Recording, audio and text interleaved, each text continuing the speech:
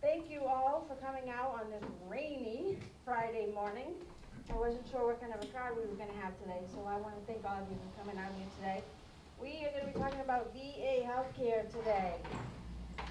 So we're going to talk about how you can qualify for that, and then priority groups, that's what the VA uses to assign veterans to determine how quickly they can get into treatment and how much they have to pay for treatment. Going into costs, I'm going to talk a little bit about community care. That's the Mission Act. So if you need to get care outside of the VA on their dime, that's the community care. And then I'm going to talk a little bit about dental care because I get that question a lot. Does the VA provide dental care? So I'm going to go into that a little bit. All right. So your basic eligibility is that you have either an honorable or an under honorable conditions discharge. So I did put a little asterisk up there. And just so you know, after I made copies of all of these handouts yesterday, I did tweak the slides a little bit, so there might be some little differences. But the asterisk, so if somebody has a discharge that is not honorable or under honorable conditions, they may still qualify for VA health care.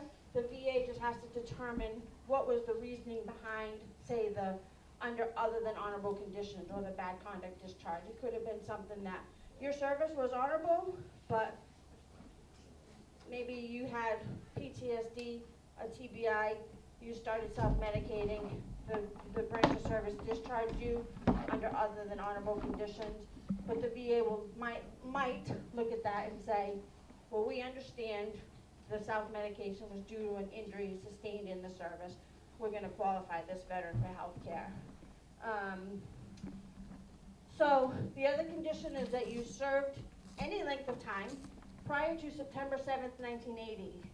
In 1980, they changed the eligibility so that if you were enlisted, you had to serve 24 months of active duty after 9/7/1980, or if you were an officer, and I know we have at least one in this room, and you entered after October 16, 1981, you had to serve 2 years of active duty.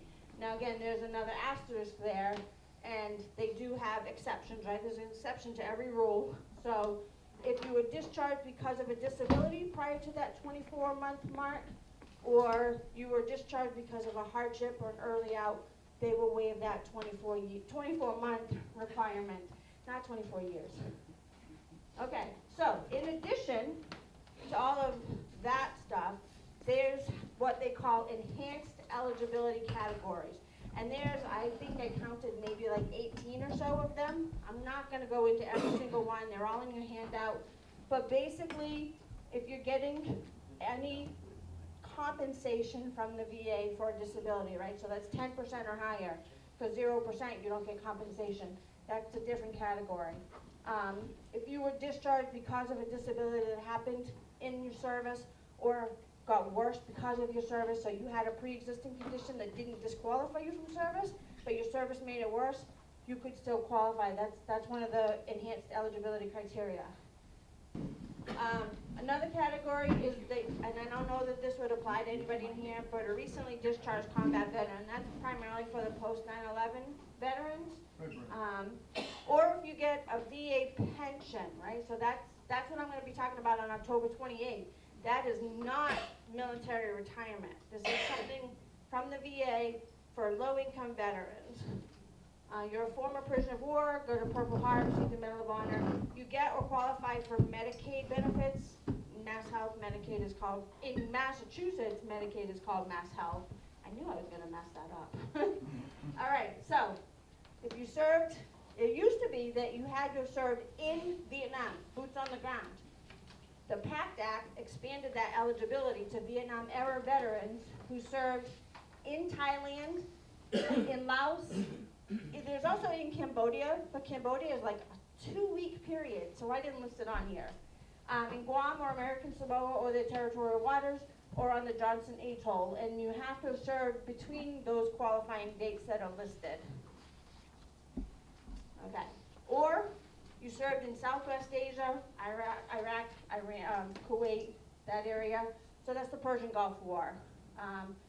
The big one, we all know, Camp Lejeune, contaminated water. So if you served at least 30 cumulative days, not consecutive, at Camp Lejeune.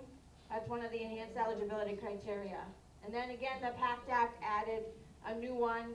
So if you served after the Persian Gulf War, which I believe is after November 11, 1998, and you earned an Expeditionary Medal, Campaign Specific Medal, or a Combat Theater Award, or you engaged in combat against hostile forces, you become eligible for VA healthcare. So that just took effect October 1st. All right. Any questions right now about enhanced eligibility before I move on? Yes, Dennis. It was something to do with if you were on a ship within 12 miles of the coast. So I searched and searched and searched for that answer, and I could not find an answer. I asked other VSOs, and they did not know the answer. So I don't believe that the Blue Water Navy that you're talking about extends to eligibility for VA healthcare. But it might. I could not find the answer anywhere online. I searched and searched, and Maybe it does was it not indirectly there. by making you. What's that?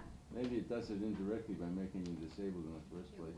Right, maybe, yeah, because if you served on board ship and you have a disability because of it, then you, at least 10%, then you're automatically eligible. Yeah. Any other question? Yes. The 30 days, cumulative days, are we supposed to remember when you was there, 30 days?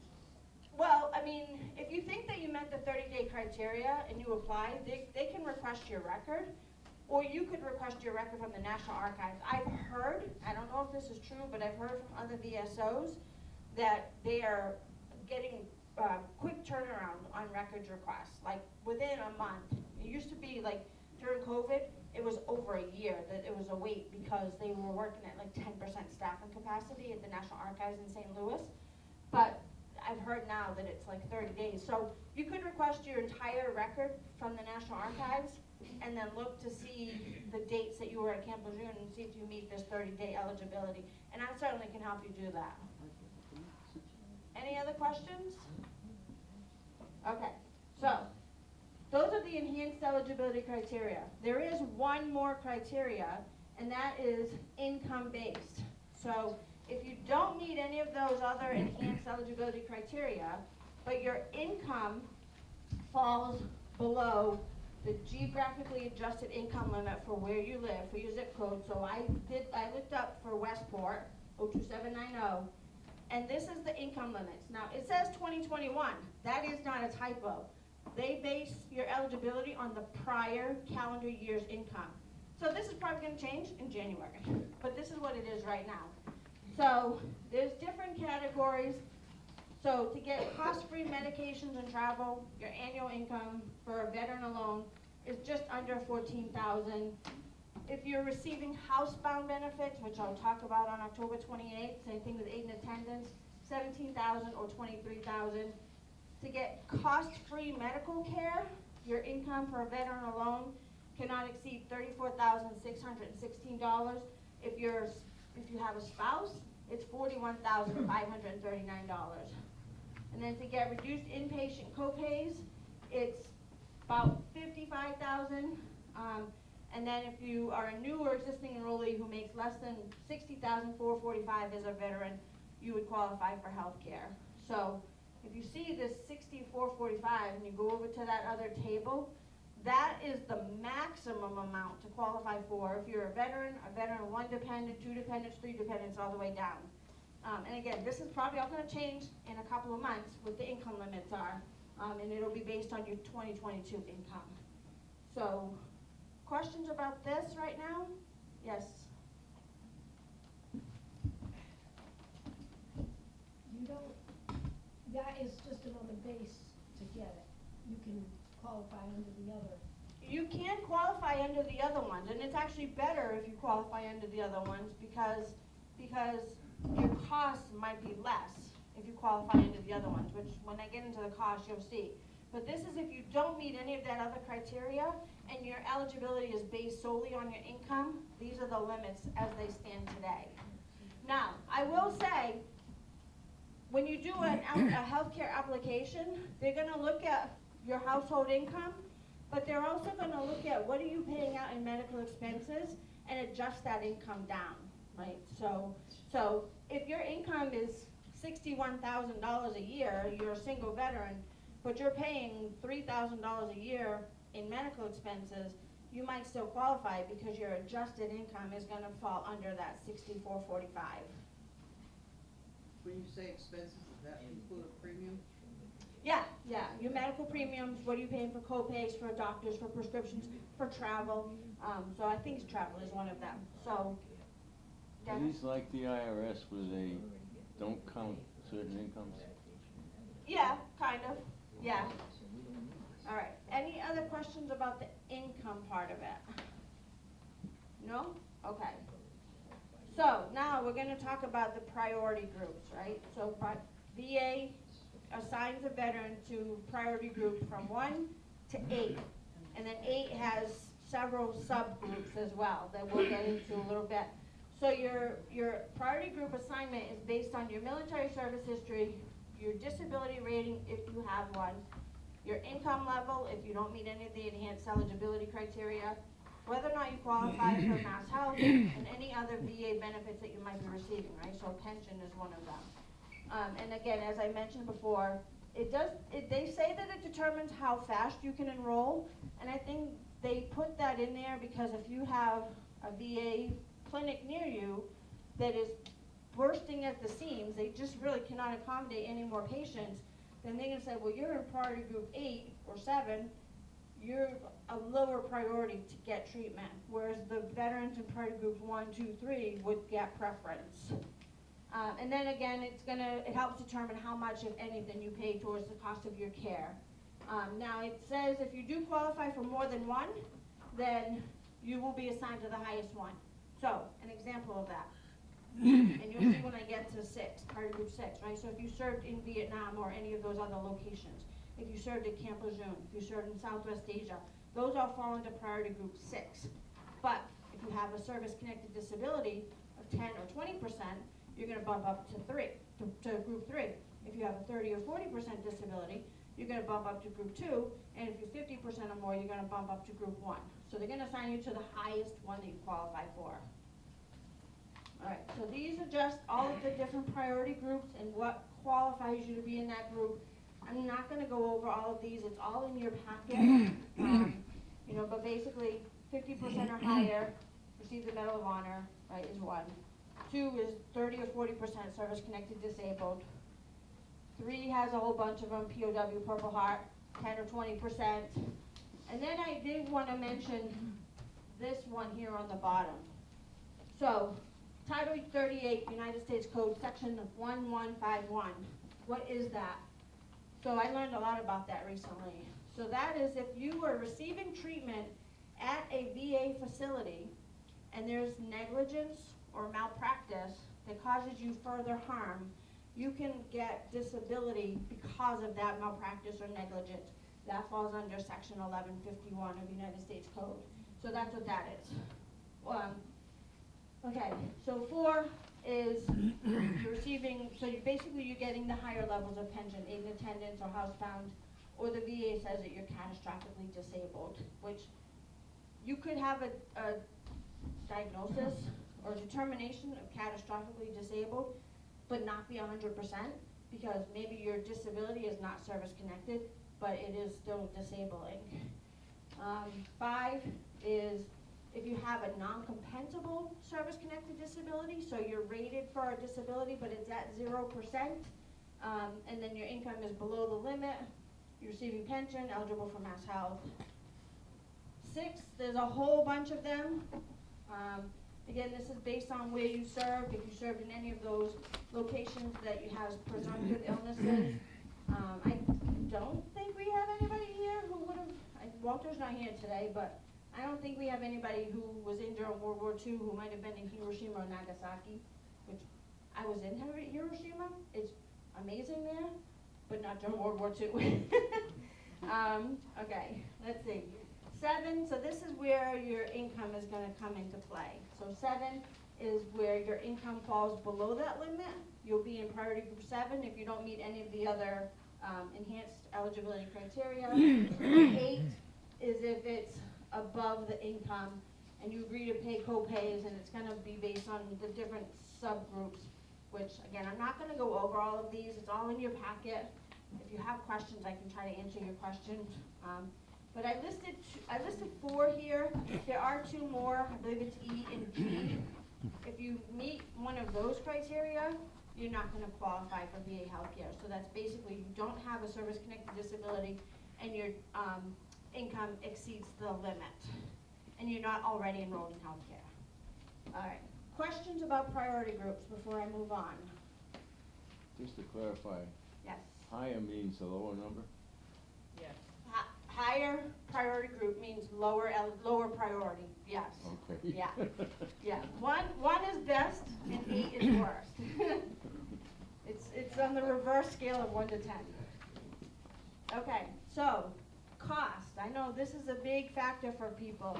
You don't know how many times I've had veterans come into my office and say, my doctor put me on Eliquis, my copay is $300 a month, how can I get the VA to cover this?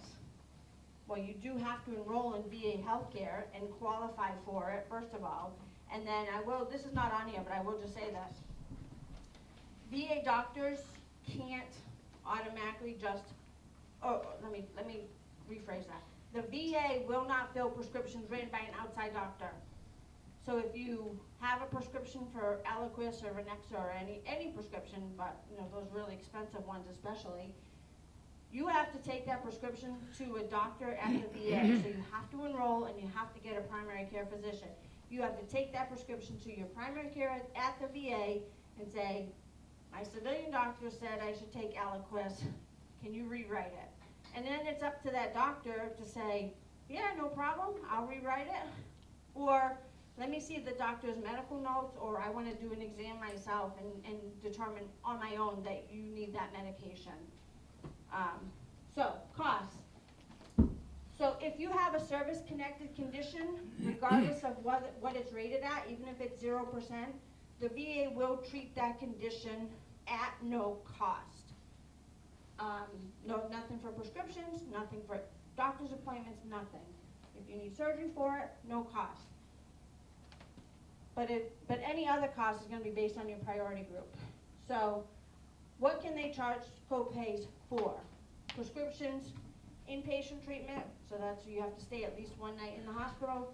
Outpatient treatment, you go in, you see your doctor, you're out the same day.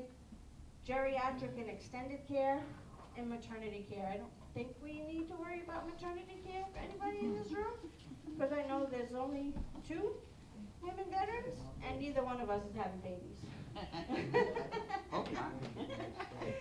All right. Been there, done that.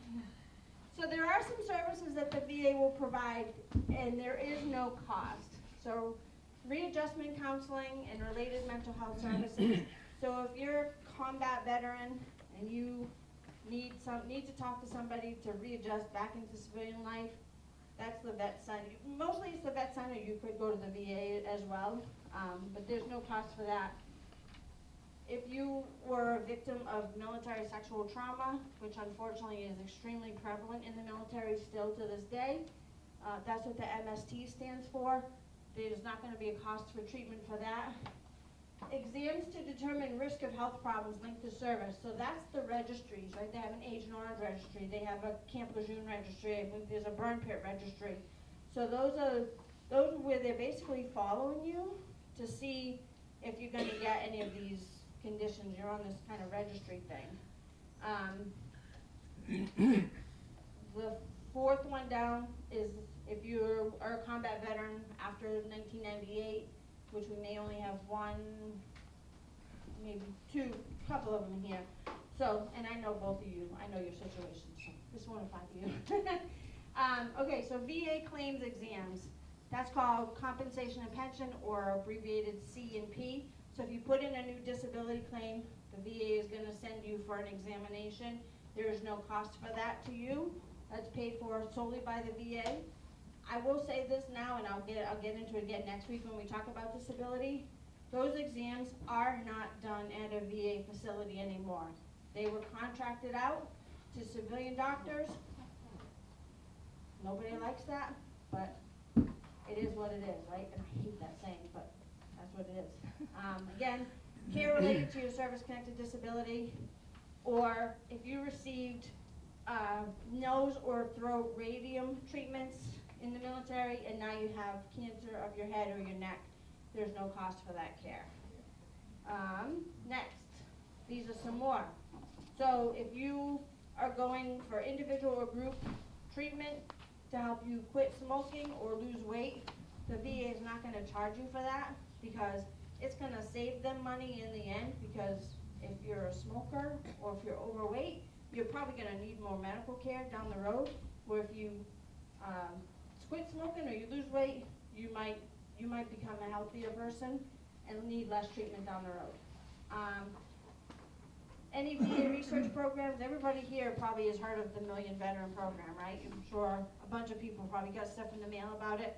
It's just a research program. You go, you do blood work, and they're looking to see like illnesses that veterans get in a higher prevalence than the civilian population. Okay, if you have to go for lab tests, and while I'm talking about lab tests, who here is enrolled in the Providence VA healthcare system and goes to the New Bedford Clinic?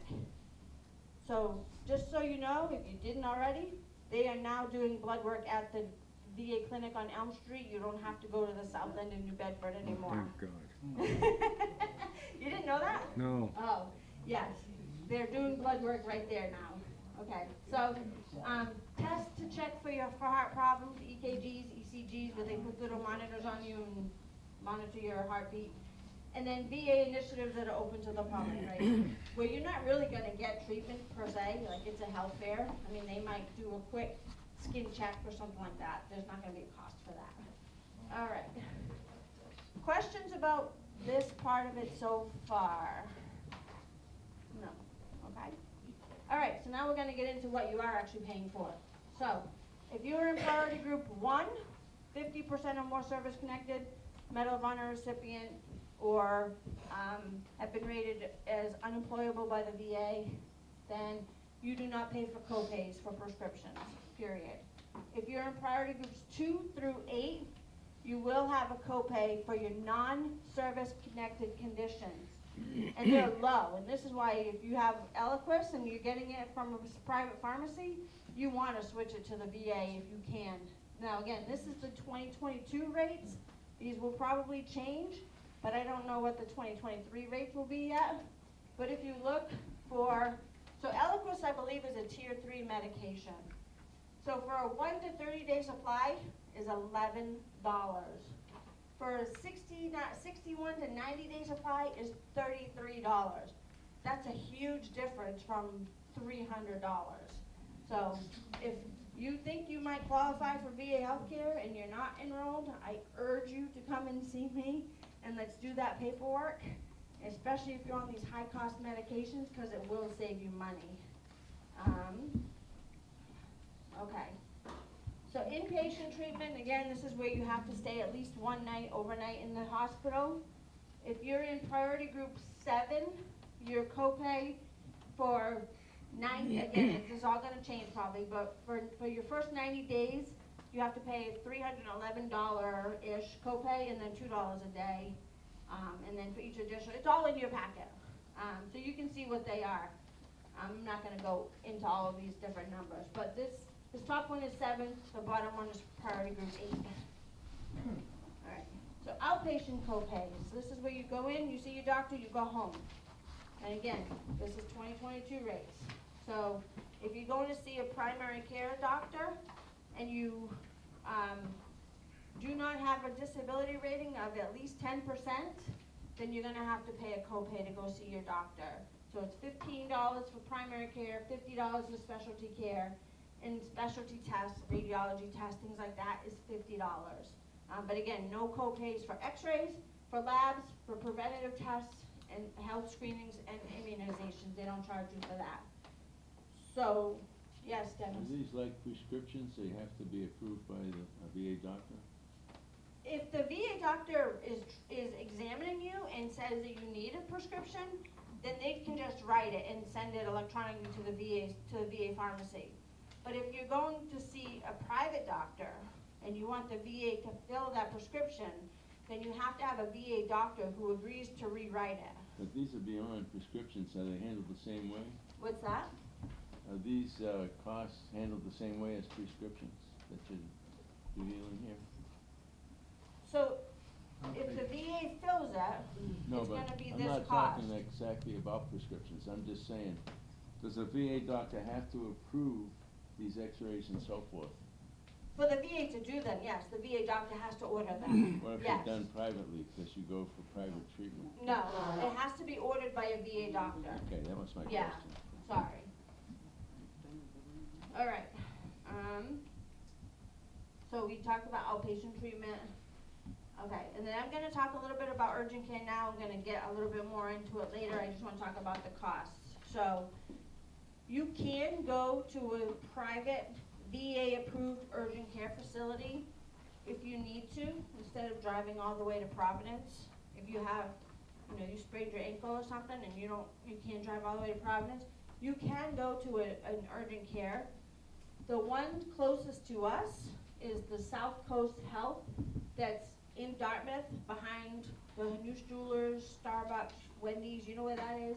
That's the closest urgent care that's approved by the VA. Which one is it?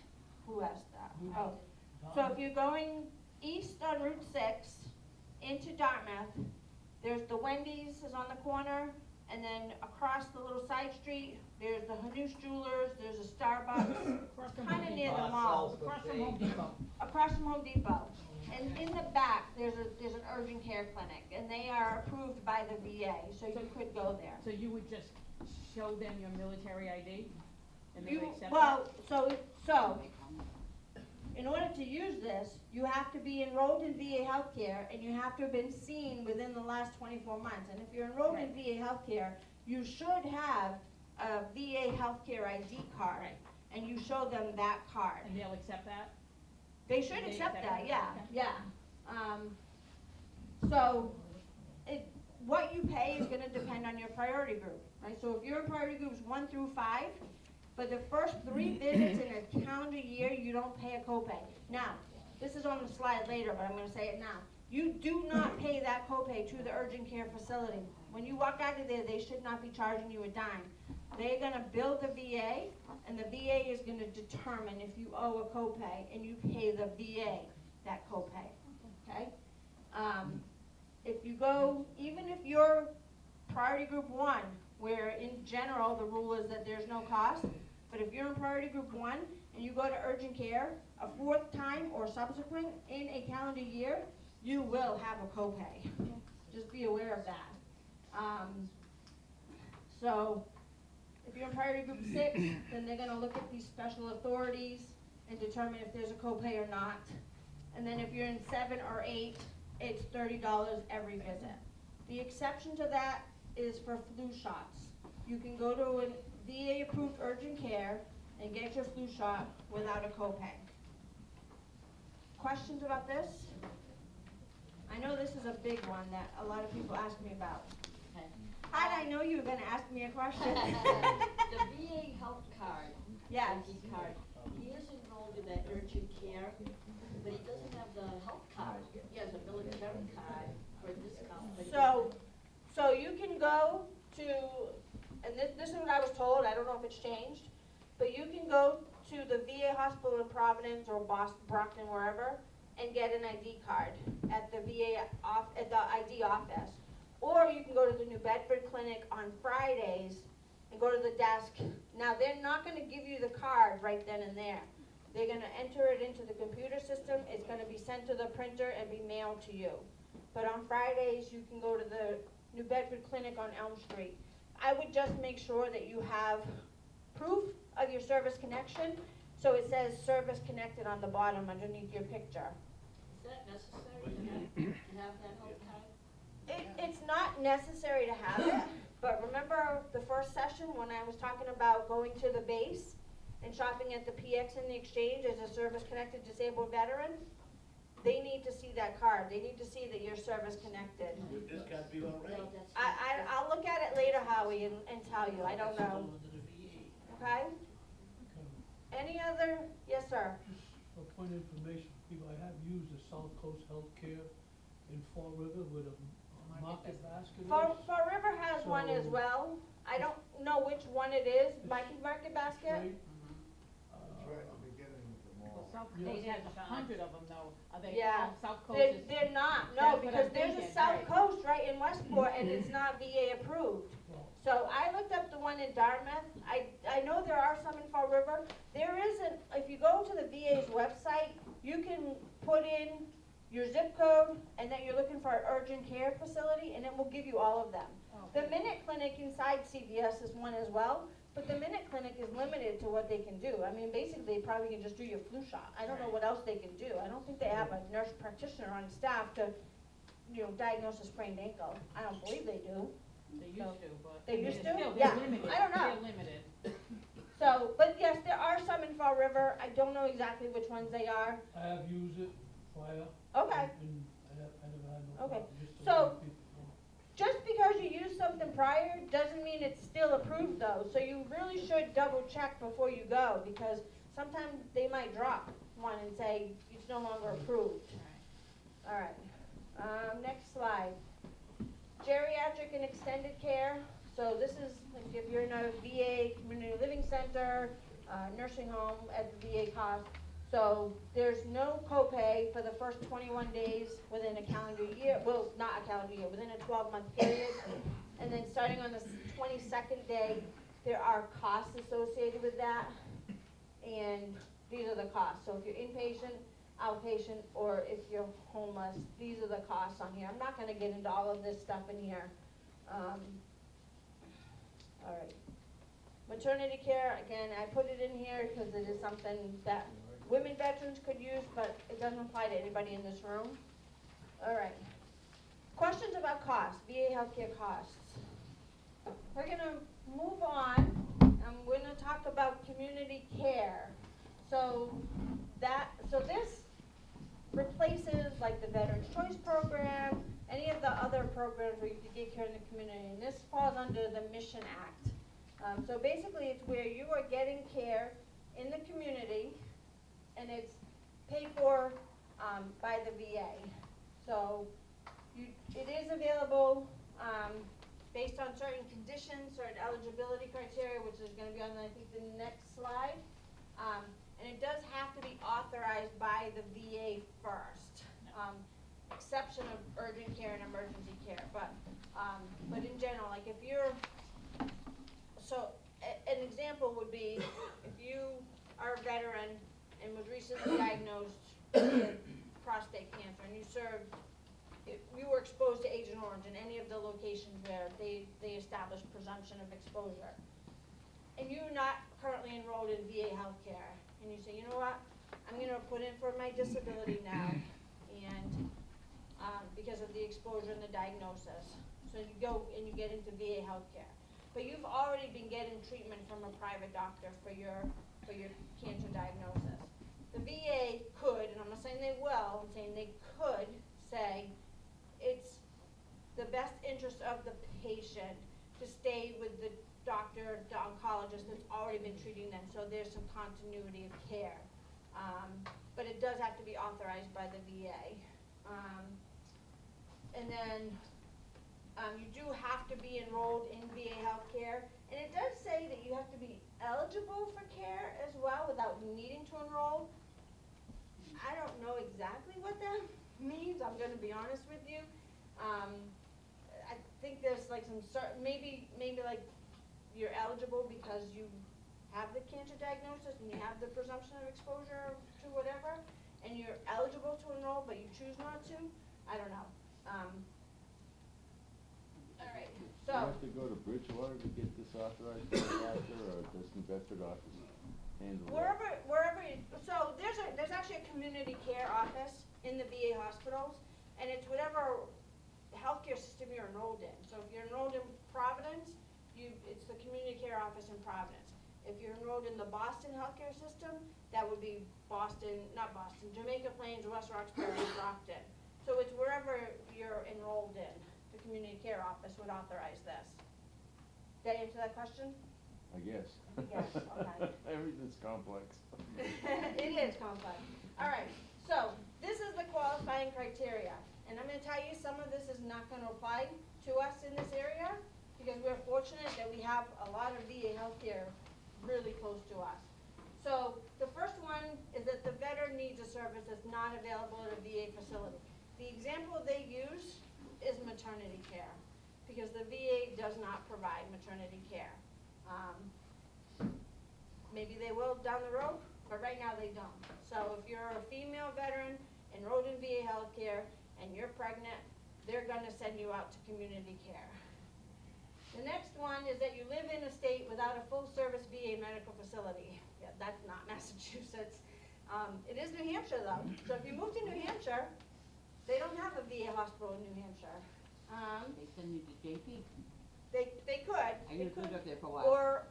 Or into Vermont, Yeah, that, White White River Town, Junction. right, But New Hampshire is on the list of states without a VA medical facility. Okay, so the next one is they cannot provide care within certain designated standards.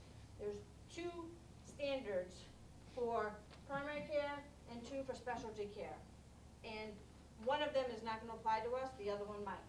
So one is that it's an average of a 30-minute drive time from where you live to a VA facility. So we have Providence and we have Brockton within that 30-minute average drive time. And then for specialty care, it's a 60-minute average drive time. And then there's also a wait time for appointments. So again, we're fortunate here. Our VA, at least in my experience, our VA hospitals, they can get you in to be seen pretty quickly if you need to be. So for primary care, mental health, things like that, it's a 20-day wait time. So if you call up and you say, I need to make an appointment with my primary care doctor, and they say, the first appointment is in 30 days, you can say, well then, I need you to refer me out to community care because I can't wait 30 days. That's for primary care. For specialty care, it's a 28 days, so they have a little bit of a longer time to get you in to see specialty care, right? So specialty care would be like cardiology or oncology, anything that's like not primary care or mental health. So the next one we talked about, well, let me go back and just say, it is, if the veteran, okay, so it says unless the veteran agrees to a later date in consultation with their VA healthcare provider, right? So if you're seeing your doctor and they say, I wanna follow up with you in 3 months, and you're like, okay, no problem. Now you can't say, well, I wanna go to community care because you're telling me to be seen in 3 months. It's just a follow-up. You're agreeing to a 3-month follow-up, right? But if they say, I wanna see you in 3 months, but there's nothing available in 3 months, it's available in 4 months, and you can say, well, you're not available in 3 months, then maybe you could be seen under this criteria. Okay, it's in the veteran's best medical interest. That's between the VA doctor treating the veteran and the veteran. That's a conversation they need to have. That goes back to like that, newly diagnosed with cancer, just getting into the VA healthcare system, but they can't, they wanna keep a continuity of care, so you're seeing the same doctor that's already been treating you. And then number 5 is that the VA service line does not meet quality standards, right? So the example that they use is that if the cardiology department in the VA hospital that you're enrolled in is underperforming, it's not up to par, and they think that, I'm not gonna send a patient with a heart issue to see a cardiologist who is not providing good quality care, they can send you out to a community care provider. Or they might send you to another VA hospital. All right, questions about that? All right. Now, urgent care. Again, we talked about this before with the costs. So, you do have to be enrolled in VA healthcare. You do have to have received care within the VA, from the VA within the past 24 months. So urgent care is to care for minor illnesses and injuries, right? So you're walking down the street and you twist your ankle, you sprain it, you could go to urgent care. You have pink eye, you wake up, you have a sore throat, you don't know, it could be a cold, it could be strep throat, whatever. You can go to urgent care. You don't necessarily have to go all the way to Providence to be seen for that. Again, they can do x-rays, they can do some lab testing, and it says some medications. So I did not put this on your slide, but I will tell you, if you go to an urgent care provider and and they say you need to have a prescription, you can get 14-day supply filled at like a CVS or a Walgreens at the VA's expense. After 14 days, it has to be provided by the VA. The prescription has to be provided by the VA. And then they can also do some therapeutic vaccines when it's for the treatment of a certain covered condition. So there's no limit, again, no limit to how many times you can go to a VA-approved urgent care, but depending on your priority group, you may have a copay. Or depending on how many visits it's been within that calendar year, you may have a copay. And again, I mentioned this before, you do not pay the urgent care place. The VA will bill you if you have a bill you have to pay. And then the flu shot I already talked about. Questions about using urgent care, Tom? What does, option 131? Oh, so when you What does that call, mean? so if you're not sure of your eligibility and you wanna call to make sure that you're eligible to use urgent care, Oh. you can call this phone number, and those are the prompts. As you're listening to the prompts, the menus, those are the options that you're gonna use to check your eligibility to see if you can use the VA, or to use urgent care at the VA's, cost. Michelle? Are we responsible, like if I go to urgent care, is there a time limit when I need to contact the VA to let them know that I So- went there? The urgent care should be billing the VA for that. Okay. You're talking about emergency care, and that's on the next slide. Oh, okay. But yeah, you could call the VA too and say, I went to an urgent care Just to be sure clinic. that you cover. The other thing you can do too is, if you're not sure, call the VA and talk to a nurse, and then they can say, come to a VA hospital, or no, go to an urgent care clinic too. Questions about urgent care? Any other questions? No? Okay. Emergency care. So this is all the qualifying criteria, it's all in there again. You have to be enrolled in VA healthcare. Again, it has this exception, have a qualifying exemption. I don't know what those qualifying exemptions are. I've never run across somebody who has one. Then it's saying that, VA healthcare facility, so a VA hospital is not feasibly available to you, right? So Providence is close, but it's not as close as like St. Anne's or St. Luke's, right? You're having a heart attack, you don't want to go to Providence. And if you call an ambulance, they're not gonna take you to Providence, trust me, I know, because I had to call an ambulance for myself and went to St. Luke's and I had to pay $2,300 for an ambulance bill, so I know. So it's, VA facility is not feasibly available, and the nature of whatever is going on medically is such that a prudent layperson could reasonably expect that if you don't go to the closest emergency room, you could die, or you could risk serious harm to yourself. So if you are in a car accident and you're unconscious, you're bleeding profusely, you're having a heart attack, you're having a stroke, something that is really, really, really serious, go to the closest emergency room, please. Your life is more important. And then, but what the hospital has to do, and what I encourage you to do as well, is to call that number within 72 hours of treatment and report to the community care that you were seen at such and such emergency room. If you don't do that, the VA may say, we're not gonna pay the bill because it was not reported within a timely fashion. And then I also didn't mention up here, so if you end up going to St. Anne's Hospital and you get stabilized, they have to contact the closest VA hospital to try and arrange transportation if you need further care to go into a VA hospital. If you refuse that, the VA is not gonna pay for that care after you become stabilized. But if they contact a VA hospital and they don't have a bed available, so you have to stay at the local civilian hospital, you wanna make sure that hospital fully documented that they attempted to transfer and the VA said, no, we can't take this veteran. Questions? So, if having a stroke or a heart attack or something, I call 911. Mhm. They're gonna take me to St. Luke's, Yeah.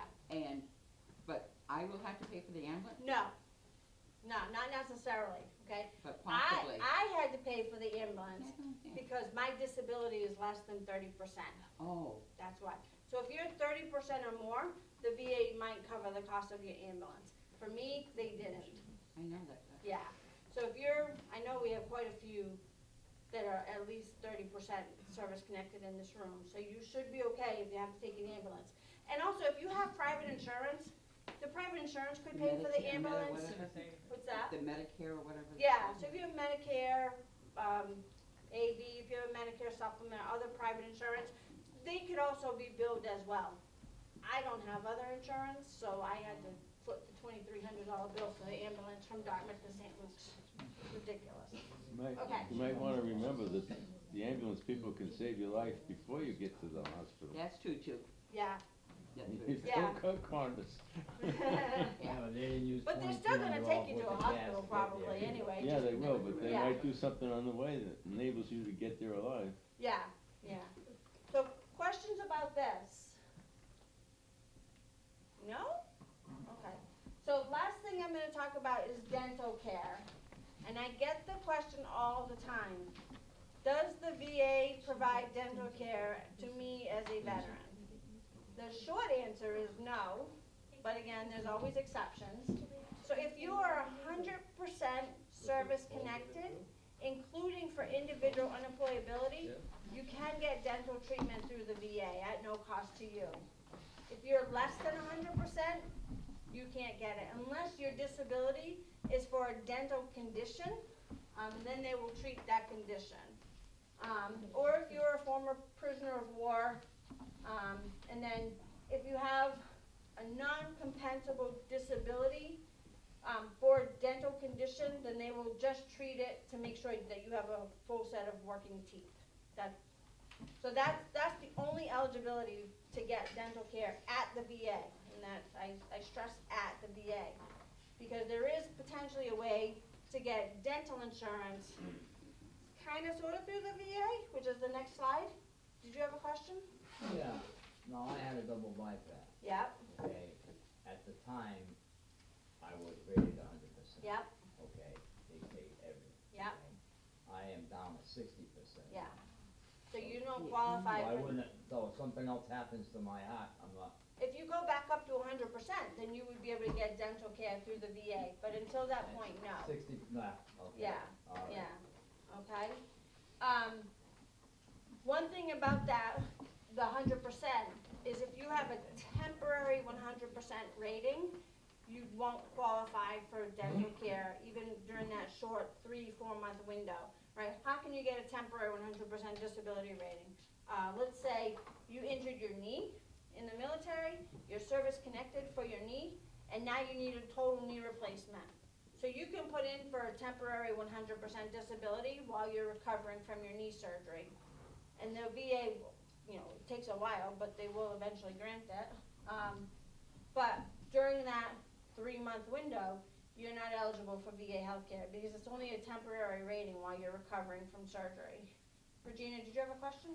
Well, so 100%, Mm-hmm. seeing the dentist, the VA sent him to for implants, Yep. but he's gonna need some regular dental work too, cleaning, but how do I make sure that that's covered then? Because I didn't think that would be covered. I thought just the implants would be covered, but, No, if the veteran is 100% service connected, they can get all dental services at the VA. Yeah. you're saying at the VA, Well, but they if shipped the him out. VA, so if the Through VA the is, VA. if the VA is saying, we can't do it here, go to this private dentist, the Right. VA But should is be there a paying. dentist at the VA? Some VA hospitals do have dental clinics. Providence? Providence, Because anybody know if he's Providence has? sent Yes. out now because of Yes, they implants. do. I Okay. didn't know So- if there was a dentist, period. So Providence, And Brockton. He is too, but he had to go to Greenfield to do it. yeah, Regina, Providence sent him to Greenfield. That's what I'm saying. So that it was, might I be didn't know that- they had a dentist at the VA. Yeah. That's gonna be my, so Paul is saying Providence has a dentist, and Yeah. Michelle's saying Brockton has Well, a Providence dentist. Because they do my, So, but they might have a That's good to dentist. know. They might have not had the doctor there at the time. right, They shipped that's them out. exactly what happened, I think, Oh, yeah. okay. What were you saying? They might not have the doctor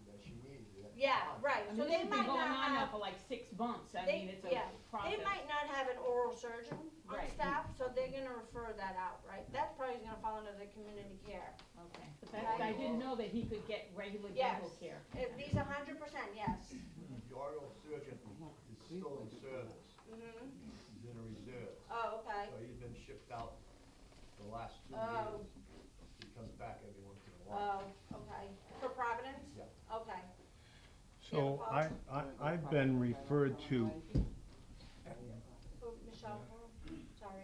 I've been referred, and I think it's due to COVID, but I've been referred to outside dentists and oral surgeons through the VA So in who would Providence. refer him to a dentist? The Primary? VA. The- No, not the V- VA, that's a building. The primary? There's a community, Oh, there's a community. community care office in the VA, so I would think the primary would have to say, you know, we can't provide this treatment here, and refer to the community care office to do the But even, authorization even, and it referral. could be a VA dentist in the VA, that's fine, I don't care Yeah. where he is, but the primary's gotta do it, even though he's already hooked up with somebody. Or the dentist could probably do it too, because say, the dentist at the VA hospital could say, we can't perform this needed service here, so we're gonna refer you to community care. Community care is gonna reach out to a dentist within their We're probably. already in community care though, I wanna know how Yeah, to get but him it's- back into the dentist I at the would VA. call the dental clinic at the VA hospital. Okay, yeah. that's what I needed to know. Okay, sorry.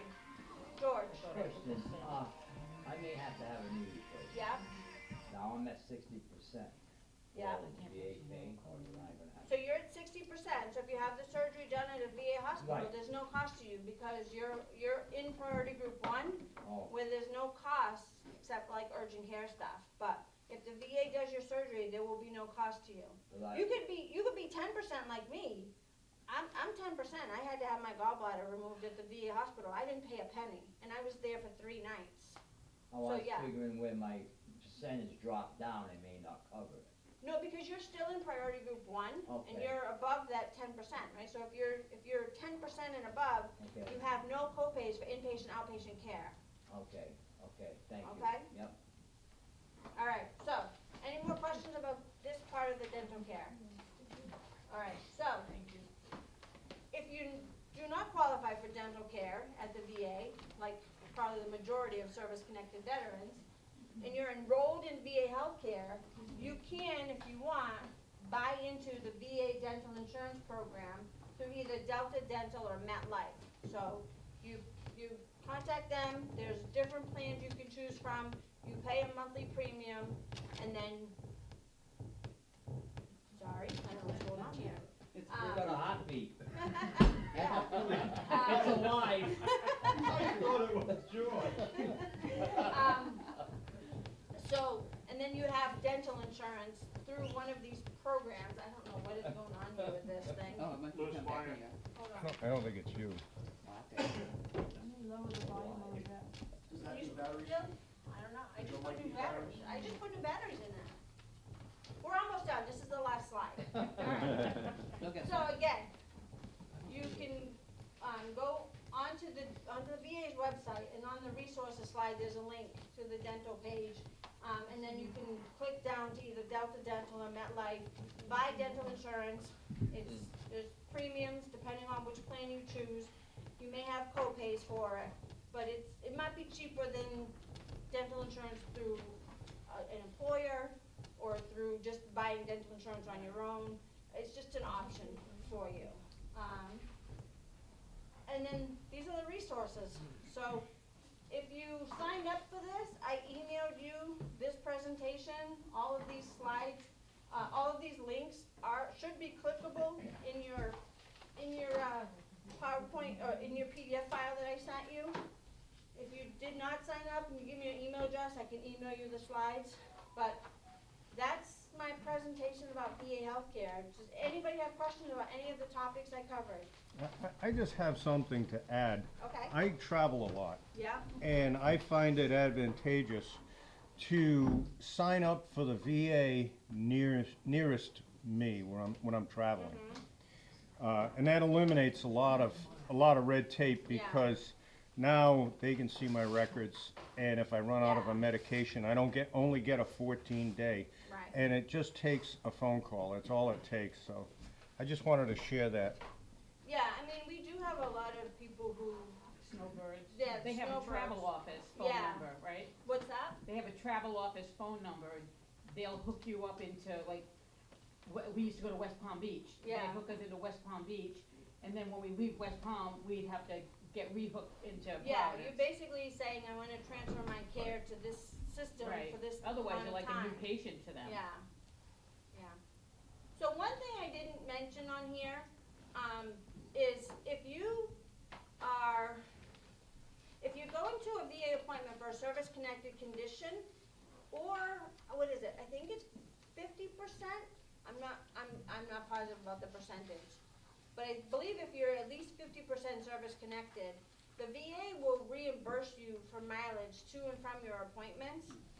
They changed the system around. It used to be that you could go to the beneficiary travel office and just put in your claim and get the money there. Now it's on a website. You have to have a login to the VA's website, and then you have to log in and submit it through the computer.